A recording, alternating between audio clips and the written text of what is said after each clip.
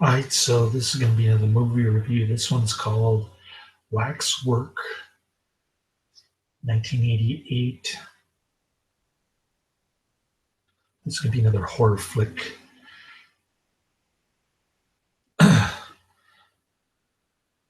I saw the sequel in reverse order 10 years ago, and it was pretty bad. This one's alright. It has its moments. It's got the chain smoking, obnoxious teenagers and the Nazi teacher. I'm not sure what that's all about. But this waxwork museum pops up out of nowhere in the middle of white suburbia. And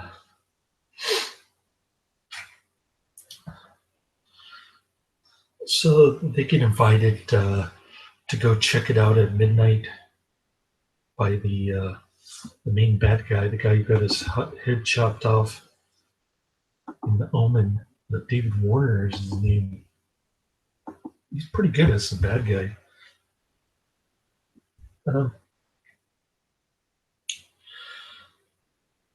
So what happens when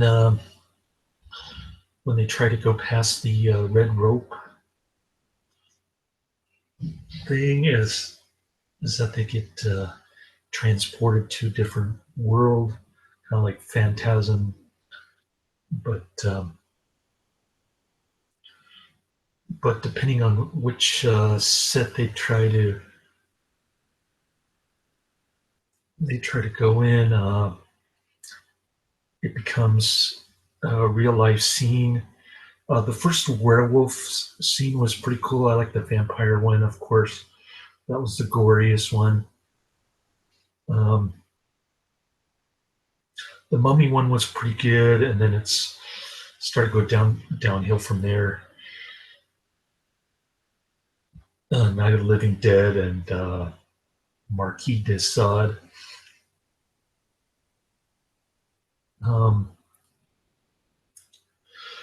So these teenagers, they get trapped in this wax display. One of them becomes a werewolf.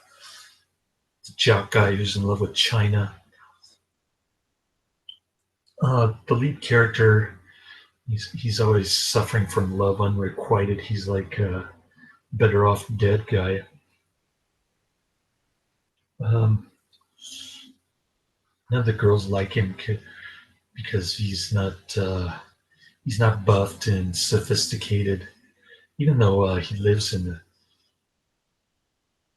this mansion place. Didn't quite follow the story or what the hell is going on with the different aspects of this movie. Just way out in left field, man. Weird flick. And I remember disliking the sequel too, which also has the main character and John Macnee. But you don't even see John Macnee in this movie until the last part. He's in a wheelchair. He's got this ridiculous contraption at the end, and he gets his head ripped off. How does he manage to survive in the sequel after he gets his head ripped off in the first movie?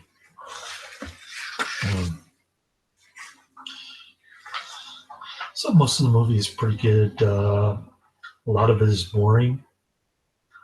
I give it 3 out of 5 stars. Let's see, Waxwork 2.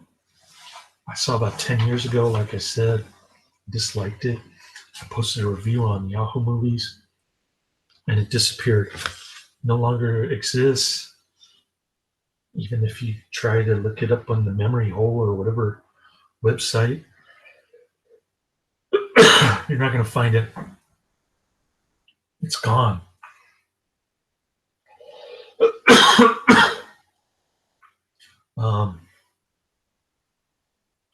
So I wish I had this review. The disc comes with both movies, the original and the sequel. Of course, the sequel is worse than the original, which isn't saying much. Um, there's a lot of funny one-liners in this one. I love the vampire scene the best. Guy's got his leg cut down to the bone, and the vampires are eating like raw leg stew with blood uh, blood gravy. It's kind of nasty, and there's blood squirting all over the place. Um, they had made the rest of the movie like that. Yeah, I would have enjoyed it more. And the whole premise is silly and ridiculous. John Macnee explains that 18 divided by 3 is 666. So the 18 displays that come to life are going to be destroy the world or something, the most evil people on the planet, whatever the hell he's talking about. So, yeah, I didn't really get the cheesy aspects of it. Much preferred the deep opening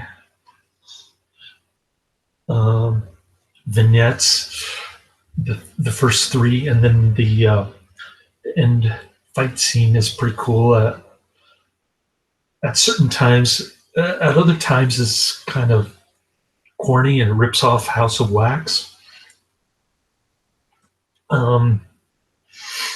So there's that. I don't know. His love interest China turns into a vampire, and then his sloppy seconds, flat-chested babe. She's more interested in the Marquis de Sade. Even when she looks at the book, she's fascinated by it. And the dude's grandpa's attic. I guess his grandpa got murdered by the David Warner character. So he's got some kind of special swords at the end. And there's a moving hand that's kind of feeling around the dirt in the fire, which indicates that there's going to be a sequel a couple years later. So I'll go ahead and watch the sequel again, even though I've already seen it. I don't remember what the hell bothered me about it or why it was so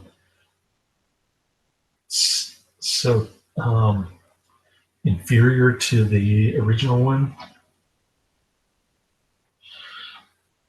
So I'll have to refresh my memory and watch the entire movie from beginning to end, torture myself again.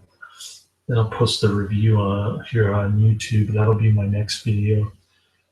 Unless, well, maybe not. I'll probably watch Detective D instead. But anyways. What else can I say about this? Like I said, it has its moments, and then the next minute it falls flat on its face. Could have been a lot better, but I don't know. It's an interesting premise, kind of mixed between House of Wax and Phantasm, or some shit like that. I don't know.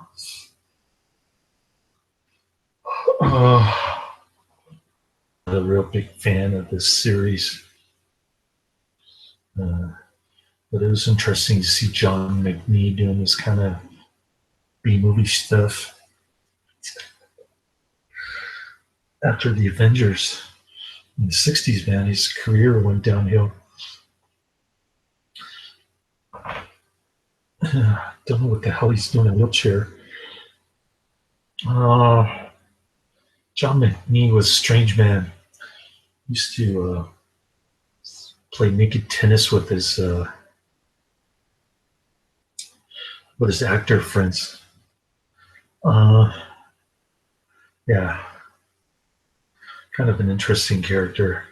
That's about all I have to say about this flick. 3 to 5 stars. Don't recommend it. This is in the Psychotronic video guide. So is the sequel. I don't know why I watched Waxwork 2 10 years ago. It must have been another double feature with a different movie, because I've never seen the original until now. Kind of going for full circle with it, watching the sequel and the original 10 years later, and then the sequel again right after the original. So that's my game plan. I'll probably watch another Chinese movie or two before I get there. But yeah, it's a Monday night, so I thought I'd watch at least one movie since I don't have my son. It gets closer to Wednesday. I guess I'll watch them on Saturday.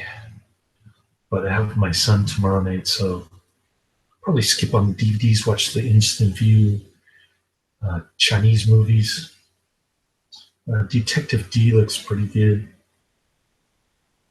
so I'll check that one out. I've also got another. John Carradine is in the sequel to this. Or I'm sorry, not John. David Carradine. So I think he gets a cameo or something. I don't know.